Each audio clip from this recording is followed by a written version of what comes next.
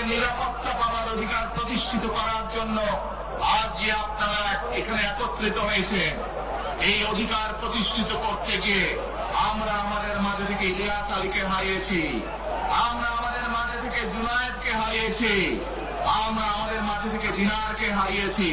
সারা বাংলাদেশে গত 15 বছর 16 বছরে যারা এই দেশ থেকে পালিয়ে গিয়েছে 1 বছর আগে, তারা যখন এই দেশের মানুষের টুটি চেপে ধরেছিল, তারা এই দেশের মানুষের বাক স্বাধীনতা কেড়ে নিয়েছিল, তারা এই দেশের মানুষের ভোটের অধিকার কেড়ে নিয়েছিল, তারা শুধু ভোটের অধিকার কেড়ে নিয়েই সন্তুষ্ট থাকেনি, তারা শুধু সাধারণ মানুষের কথা বলার অধিকার কেড়ে নিয়েই সন্তুষ্ট থাকে নাই, তারা ইলিয়াস আলী, জুনায়েদ, দিদারের মতন শত হাজারো মানুষকে তারা হত্যা করেছিল সেদিন। তারা বাংলাদেশের লক্ষ লক্ষ বিএনপি সহ লক্ষ লক্ষ সাধারণ মানুষকে গুম খুনের মামলা দিয়ে জর্জরিত করেছিল। মালিক আল্লাহ, খাবার মালিক আল্লাহ। আরে ভাই, যেটার মালিক আল্লাহ সেটা কি অন্য কেউ যার ক্ষমতা রাখে? রাখে না। তাহলে কি দাঁড়ালো? নির্বাচনের আগে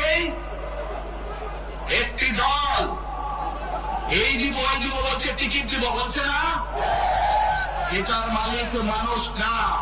সেইটার কথা যদি সে বলে, সেরে কি করা হচ্ছে না? যার মালিক আল্লাহ, যার অধিকার শুধু আল্লাহ একমাত্র, সবকিছুর অধিকার উপরে আল্লাহর অধিকার। আগেই তো আপনাদেরকে ঠকাচ্ছে, নির্বাচনের পরে তাহলে কেমন ঠকাবে আপনাদেরকে বোঝে নেওয়া। শুধু ঠকাচ্ছেই না মানুষকে, যারা মুসলমান তাদেরকে শিরকি করাচ্ছে তারা। নাউযুবিল্লাহ। প্রিয় ভাই বোনেরা, কেউ কেউ বলে অমুককে দেখেছি, তমুককে দেখেছি, এবার একে দেখেন।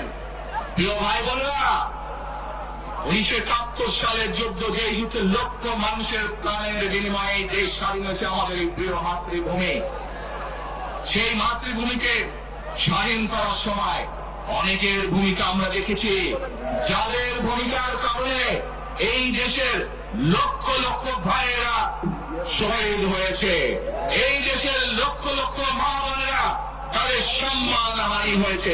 কাজে তাদেরকে তো বাংলাদেশের মানুষের মধ্যে দেখেই নিয়েছে।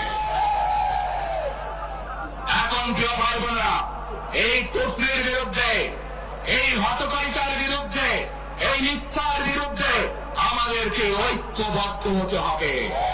আমাদেরকে ওই যে টেক ব্যাক বাংলাদেশে থাকতে হবে। আমরা দেশকে স্বৈরাচার থেকে মুক্ত করেছি, এখন মানুষের অধিকারকে প্রতিষ্ঠিত করতে হবে। শুধু ভোট, শুধু কথা বলার অধিকার প্রতিষ্ঠিত করলে হবে না, মানুষকে স্বাবলম্বী করে নিজের পায়ে গড়ে তোলার ব্যবস্থা করতে হবে।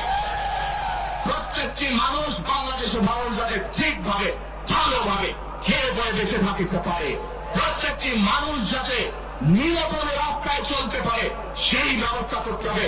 সেটাই হচ্ছে টেক ব্যাক বাংলাদেশ। আমরা বিগত 15 বছর দেখেছি, অমুককে বলে এসেছি, তমুককে ক্ষমতায় রাখার জন্য বলেছিল না, সেজন্যই বলেছি দিল্লি নয়। আমরা দেখেছি যারা 71 সালে ছিল, তারা কাদের সাথে লাইন দিয়েছিল, যাদের কথা একটু আগে বললাম, যারা মিথ্যা কথা বলে ঠকাচ্ছে মানুষকে, আমরা দেখেছি তাদের আস্তানা কোথায়। সেজন্যই বলেছি, যেমন দিল্লি নয়, কাবারের পিণ্ডি নয়, নয় অন্য কোন দেশ, সবাইকে বাংলাদেশ। এবং যেহেতু আমরা বিশ্বাস করি দেশের মানুষই হচ্ছে আমাদের রাজনৈতিক সকল ক্ষমতার উৎস, সেজন্যই আমরা দেশের মানুষের ভাগ্য উন্নয়নে বিশ্বাস করি। এবং সংক্ষেপে আপনাদের সাথে যে কথা বললাম, শুধু ভোট এবং কথা বলার অধিকার না, বিএনপি চায় আপনাদের দেশের মানুষকে অর্থনৈতিকভাবে স্বাবলম্বী করে তুলতে, দেশের নারী সমাজকে, মা বোনদেরকে, দেশের যুব সমাজকে, দেশের প্রত্যেকটি কৃষক সহ প্রত্যেকটি শ্রেণী পেশার মানুষকে বাংলা বিএনপি চায় আগামী দিনে ইনশাআল্লাহ সরকার গঠন করে প্রত্যেকটি মানুষকে স্বাবলম্বী করে গড়ে তুলতে। প্রিয় ভাই বোনেরা, সেজন্যই আমরা আরেকটি কথা বলি, আমরা আরেকটি কথা বলি, আমরা দেখেছি কিভাবে শহীদ জিয়ার সময়, দেশটি খালেদা জিয়ার সময় দেশকে আমরা এগিয়ে নিয়ে গেছিলাম। দেশে কলকারখানা তৈরি হয়েছিল, মানুষের কর্মসংস্থান হয়েছিল, দেশের মানুষ বিদেশে গিয়েছিল। সেজন্যই আমরা বলতে চাই, করব কাজ, করব দেশ, সবার আগে বাংলাদেশ।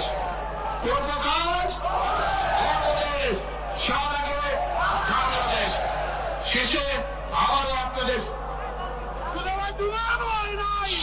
আবারও আপনাদের কাছ থেকে আগামী 15-12 তারিখে বাংলাদেশের পক্ষে ভোট চেয়ে একটি কথা বলতে চাই, ইনশাআল্লাহ আগামী দিনে বিএনপি সরকার গঠিত হলে আমরা নবী করিম সাল্লাল্লাহু আলাইহি ওয়াসাল্লামের ন্যায় পরায়ণতার ভিত্তিতে ইনশাআল্লাহ দেশকে পরিচালনা করব।